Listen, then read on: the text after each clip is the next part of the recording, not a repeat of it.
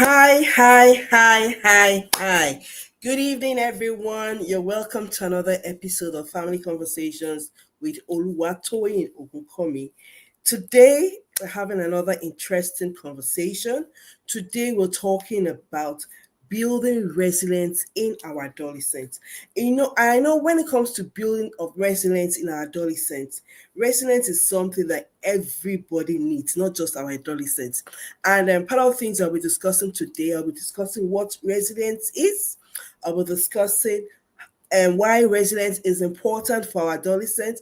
And I will also be discussing practical steps on how we can build resilience in our adolescents. So, for those of you who are just joining, maybe just stumbled upon this video and are wondering who is this beautiful woman, my name is Oluwatoyin Ogunkomi. I'm a family psychologist. I work with adolescents, I work with parents, I work with families in building a thriving life. So you're welcome. You're welcome. I'm the founder of the Parenting Support System.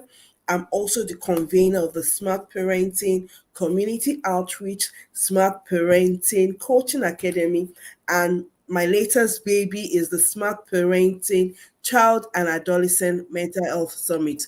The episode 2 is coming up next month. I'll be talking about that towards the end of the video. So let's go to today's topic: resilience. So why do we need to build resilience? Why is resilience important? So one of the things we need to know as parents is that adolescence, that stage, is a stage where there are lots of roller coaster. It's a stage where your children are trying to find who they are. It's a stage where they're dealing with peer pressure, learning how to balance school, that's academic, social media, and friendship. And sometimes for some, this is a period where there are conflicts in the family. So as parents, you need to know that this period can actually be overwhelming for your adolescent. And what do you do? How can you help your adolescent? Is by you building skills, by you equipping them with skills like kind of superpower, right? That would help them to rise above whatever challenges or whatever anything that comes their way, they'll be able to overcome. And this superpower is known as resilience. So I'm going to define what resilience is. The first time I came across resilience was when I was doing training in customer service. That's one of the qualities of an excellent or exceptional customer service officer. And ever since I've heard that word resilience, I've done quite a lot of research on the topic just to understand, okay, this resilience is something that is important, something we need to know. So why is it important? I've done a lot of research. So when we talk of resilience, in simple English, resilience is your ability to bounce back. That's what it means in simple English. If you are there, you could just put that in the comment section. What resilience is in simple English: resilience is your ability to bounce back from difficulties. Now, when we talk of resilience, resilience is your ability to adapt, your ability to recover from stress, from difficult situations, difficult experiences, and like I said when I started, I said everybody needs resilience, not just the adolescent. Everyone needs resilience. However, when it comes to your adolescent, what resilience means to them or for them is the ability to adapt, to recover from stress, adversity, and the ability to overcome difficult experiences or difficult emotions. And um, they build that resilience by drawing from their inner strength. So one of the things I tell parents that it's not your child being tough. No, it's your child knowing and having the right tools and skills to overcome stress or to overcome experience or to overcome adversity. That's what we need. And our children need to build these skills. And as parents, it's our duty to help them to develop practical skills, these practical skills. And what are the skills they will need to build their resilience? Number one, they need problem solving skills. They need the ability to have a positive mindset. They need the ability to be able to regulate their emotions, emotional intelligence. Now, this will help your adolescent to bounce back from setback. That is what resilience is. Now, what does resilience mean to an adolescent? It means adaptability. Yes, your child being able to adjust to changing circumstances, your child being able to adjust or to be flexible in the way they approach things, very important. What does resilience mean? What does resilience mean to your adolescent? Optimism, the ability to have a positive outlook to life whenever they're faced with difficulties, for them to know that, yes, I can do it, I can achieve this, I'm able to go through it.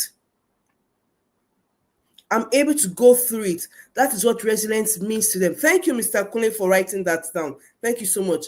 What does resilience mean to your adolescent? I said it means adaptability. It means the ability to be optimistic, that's to have a positive outlook. It means the ability to regulate their emotion, that is understanding, managing their feelings in constructive ways rather than suppressing them. That is what that's another meaning of resilience for adolescents. Resilience also means problem solving skills, the ability to develop the ability to develop thinking skills, the ability to think through problems and to find solutions. Very, very important for adolescents. What does this mean? To have a sense of purpose, having a sense of direction, knowing what life is all about, knowing that life is not just about living, but life is having a meaning. What does resilience mean to them? Resilience also mean being able to overcome adversity. Resilience means having a social support, having self-efficacy, believing in their own ability to achieve goals and to overcome obstacles. These are all the things resilience means. So when we're talking about resilience in your adolescent, resilience is not just the ability to bounce back, but the ability to build skills, to have skills that would help them to bounce back. And what are these skills? Like I mentioned, adaptability, optimism, emotional regulation, problem solving skills, sense of purpose, social support, and self efficacy. These are skills your children need for them to become resilient. So let's go to the comment section. I want us to write, while growing up, what was that challenge that you had and you were able to overcome because you had resilience? I'd like us to go to the comment section and tell just one challenge or one obstacle that you had, and because you were able to look within yourself, you were either able to adapt, you're able to have you were optimistic, you're able to problem solve, you're able to have a sense of purpose, you're able to regulate your emotions, you are able to overcome that challenge. Let's type in our comment section. Tell me one thing or one challenge you had while growing up, and due to resilience, you were able to overcome. Let's go to the comment section, please. So the next thing I'll be talking about why our adolescents need resilience, why it matters. Like I said when I started, I said today's adolescents are faced with different types of challenges, unlike the generations before them. The rate of anxiety, the rate of depression, the rate of stress amongst adolescents is actually rising. However, with resilience, they're able to protect. So resilience is like a protective shield. You know, when there's this shield, resilience is like this shield that your children would need, that would help them to overcome. It's not going to remove the challenges, rather it will help them to either adapt, recover, or thrive through them. One of the things I tell parents is that when it comes to, there will be challenges, there will be issues, but your children should be able to face those challenges headlong and come out successful rather than avoiding those challenges. And as parents, there are different things we can do in the home to help our children to build this resilience. I'll be talking about that when I'm going to the practical steps. So why is it important? Why does resilience, why is it important? It helps our teenagers to build it helps our teenagers and our adolescents to go through stress and overcome stress instead of them avoiding stress. So somebody said retaking and passing a course. Thank you so much for sharing that with us. That is one good area of where we can actually exhibit resilience, especially for adolescents who are in higher institution and maybe they're battling with a course that is really, really difficult. Resilience is one skill that they would need to go through, read, pass the exams, and come out well. Thank you so much for sharing that. Resilience, very important. So why does resilience matter? Why is it important for teenagers today? It helps them to cope. Teenagers who have resilience are able to build healthy coping mechanisms. Instead of turning to drugs or alcohol, they have healthy ways of coping with stress. Now, not just that, adolescents with who have been able to build resilience, they will have improved mental health. That means they are equipped. They're equipped better with that for the mental health. My light just went. Just a minute. I hope you can see me. Okay, so they're equipped better. They're equipped better to heal from mental health issues, and they are able to develop inner strength. Another reason our children need resilience, it will help them in managing challenges effectively, especially when it comes to schoolwork, the academics, their social behaviors. It helps them. It also helps them to have a positive outlook to life. So resilience is very, very, very, very, very important. So how do we build resilience? Before I go into how we build resilience, there's something I'd like us to look at. I said when I heard about resilience when I was in the my banking world, that it was a course, it was a topic under being an effective customer service executive. And one of the things I came about when I did the research is that there's something we call the 7 C's of resilience. Now, when it comes to resilience, resilience is a combination of internal qualities and external support. So, for your young child to thrive through adversity, the child needs to build internal qualities and the child also needs external support. And this is where the 7 C's of resilience comes up. 7 C's of resilience, it's a research backed framework that everybody needs to know about, especially parents, so we can help our adolescents while they're growing. So, what are the 7 C's?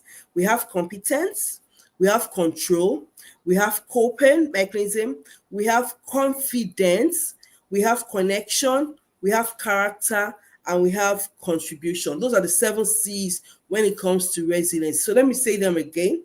We have competence, we have control, we have coping, we have confidence, we have connection, we have character, and we have contribution. So how do these 7 C's, how do they play out when it comes to building resilience? Now, when it comes to supporting our adolescent needs to develop skills to handle life challenges, and that's where competence comes in.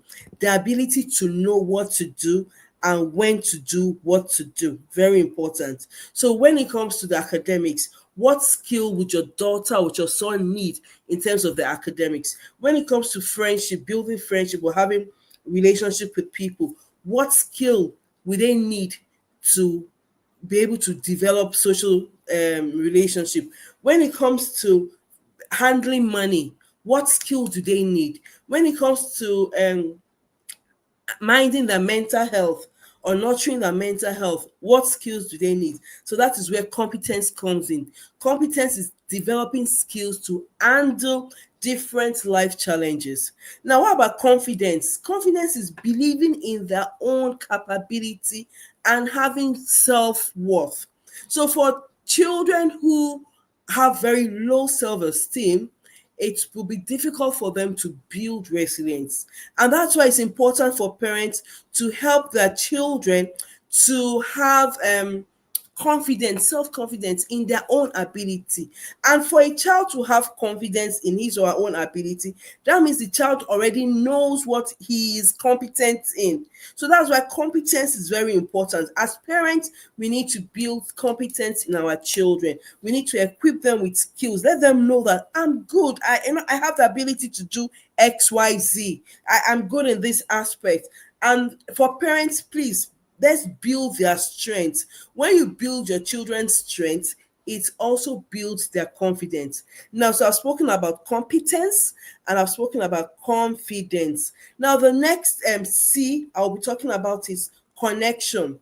Being able to foster strong, trusting relationship with family members and peers. Your children need that social support from parents, from friends, from teachers. That social support will also help them in resilience. So your child is going through stuff, and your child should be able to say, "Oh, let me talk to my mom about it." Or your child should be able to say, "Oh, let me talk to this teacher, this trusted teacher, or let me talk to my friend." When children have connection, when they have strong, trusting relationship, it helps them to bounce back from adversity. Most individuals I've seen who cave into adversity are those who do not have that strong social support. So connection is very, very important. Now, the fourth C I'll be talking about is control. The ability to understand that they can influence the outcomes of their life. And we call this there's one word they call it too, agency. Yes, let them know that they have control over their lives. They can influence what they want to. So the outcome they are looking for, they want to become this, I want to achieve that. They have the ability to achieve whatever it is they want to achieve, and that is control. Very important. Then we also have character. Character is them being able to cultivate good qualities like integrity, having a strong moral compass. That is very, very important for our children. Then we also have coping mechanism, the ability to have healthy strategies to manage stress and to manage their emotions.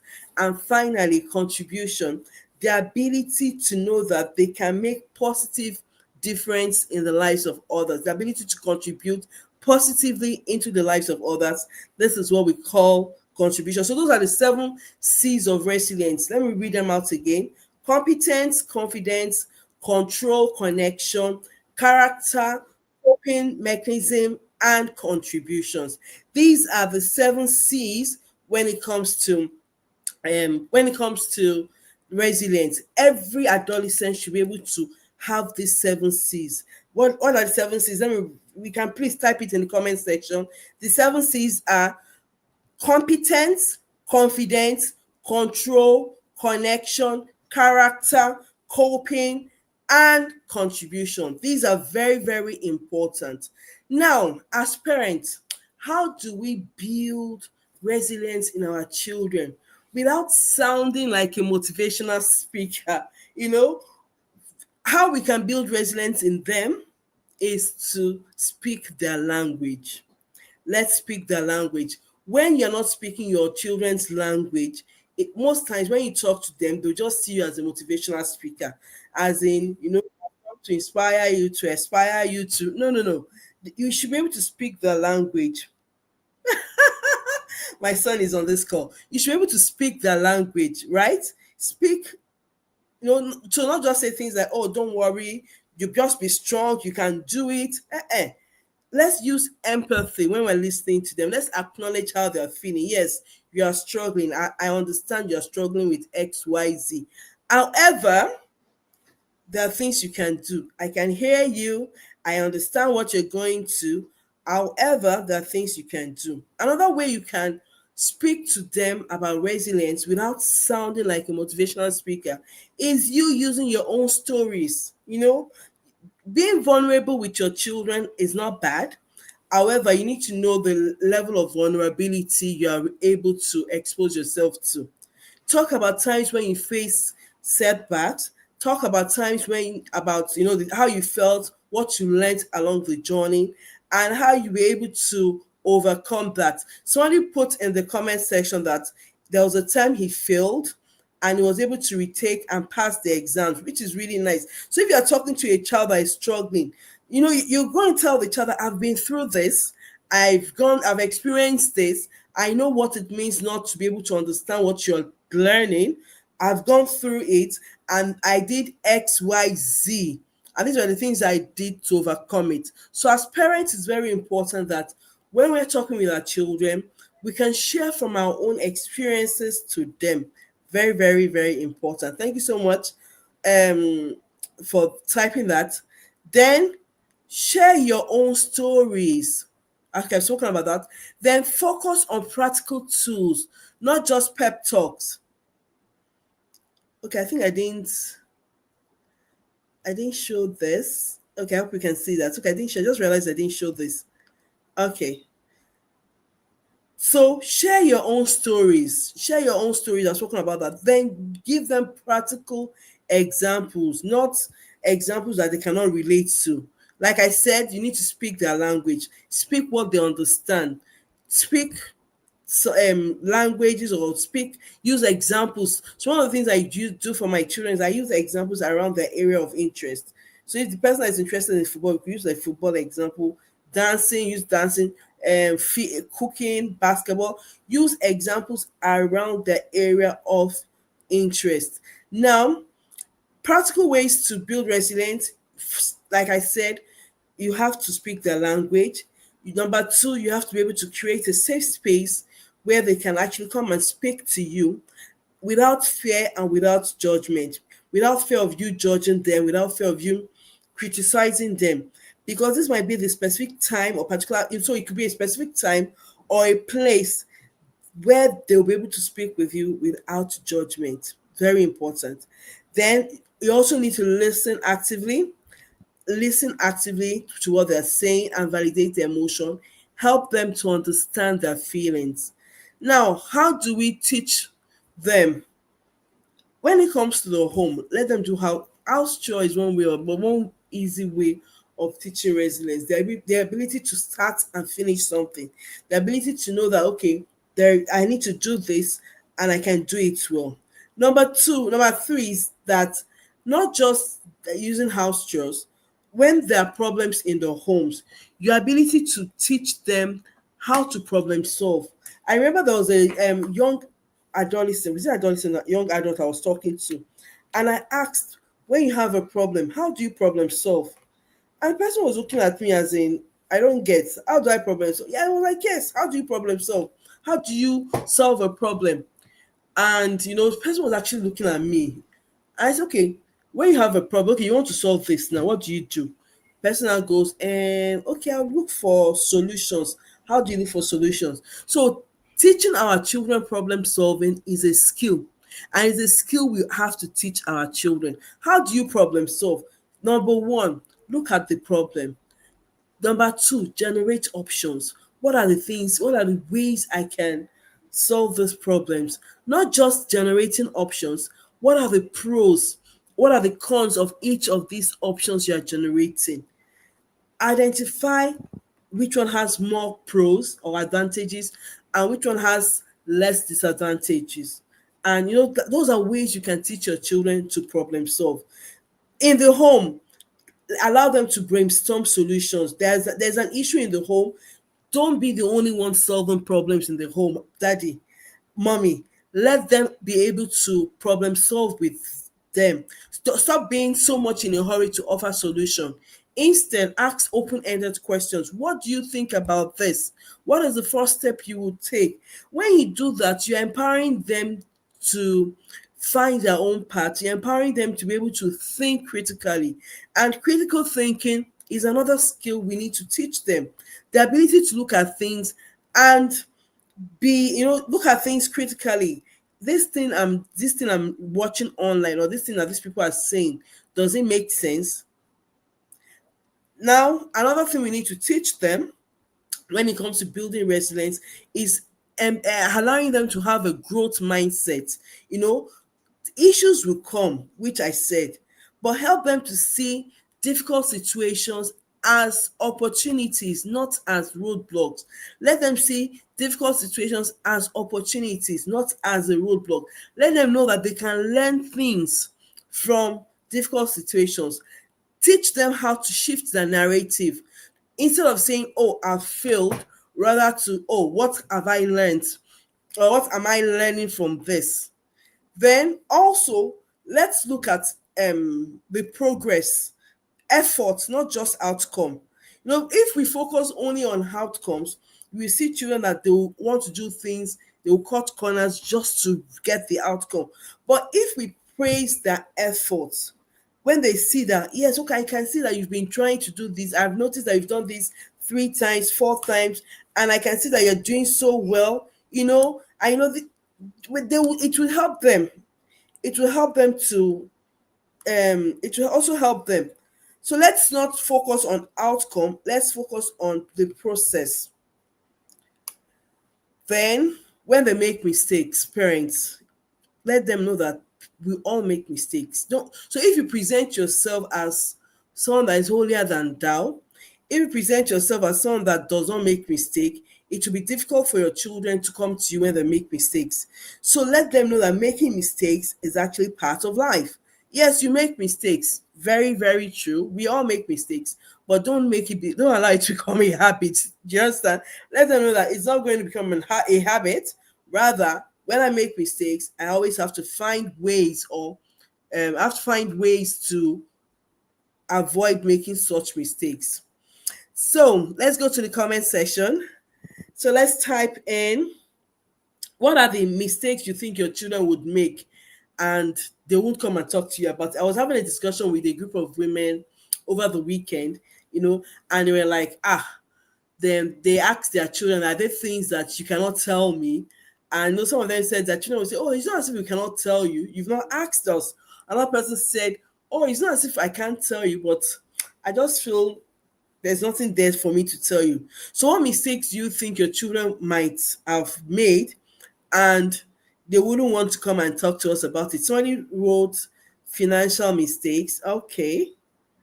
Thank you so much, sir. Financial mistakes. Thank you so much. Financial mistake.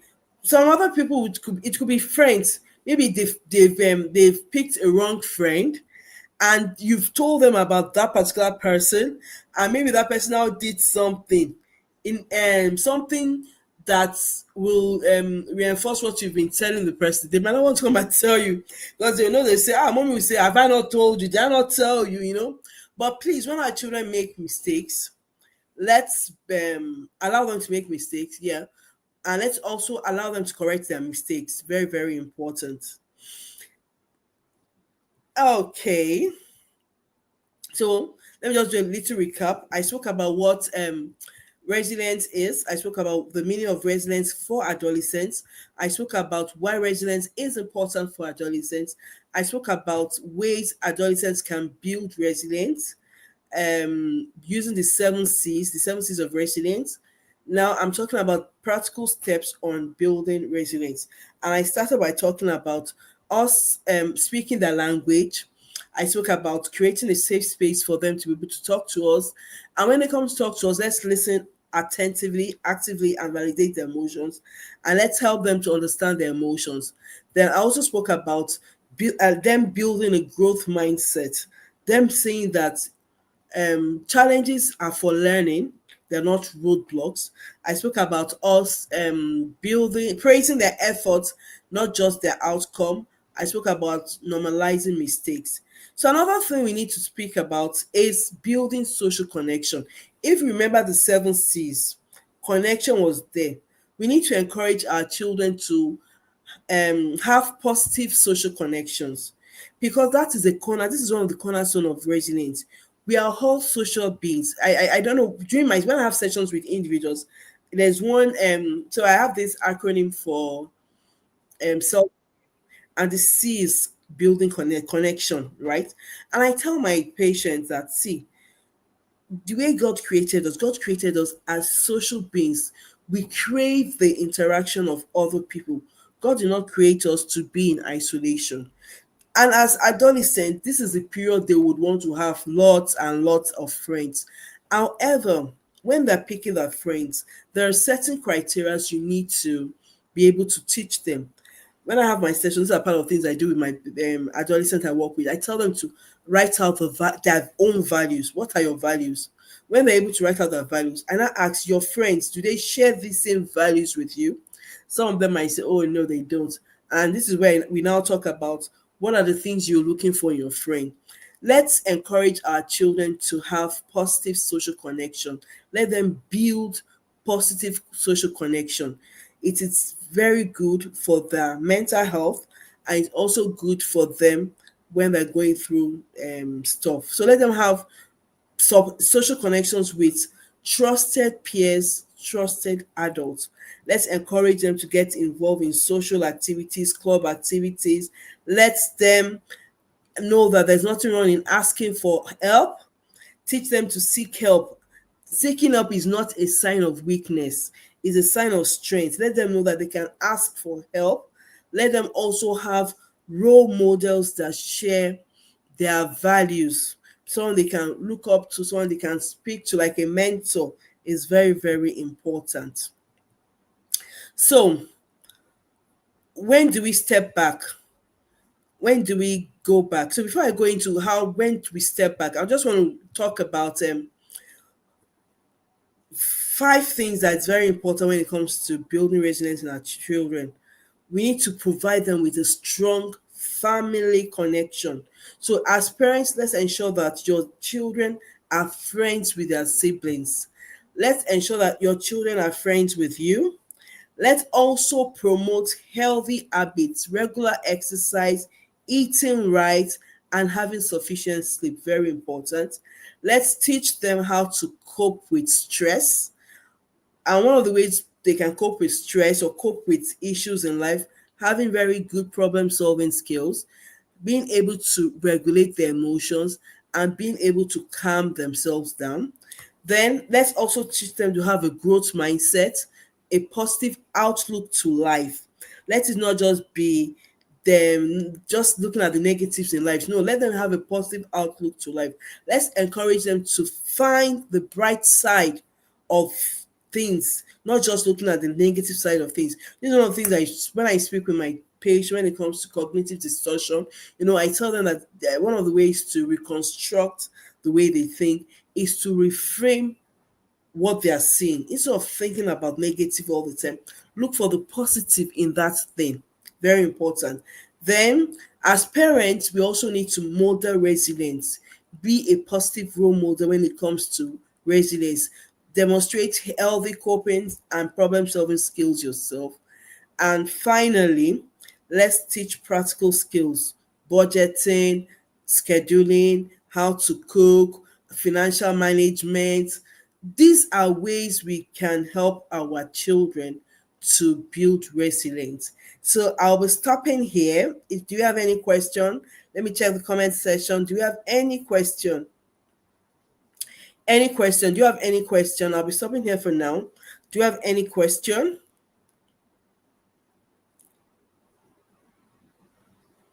Do you have any questions concerning building resilience in your adolescent? I've spoken a whole lot.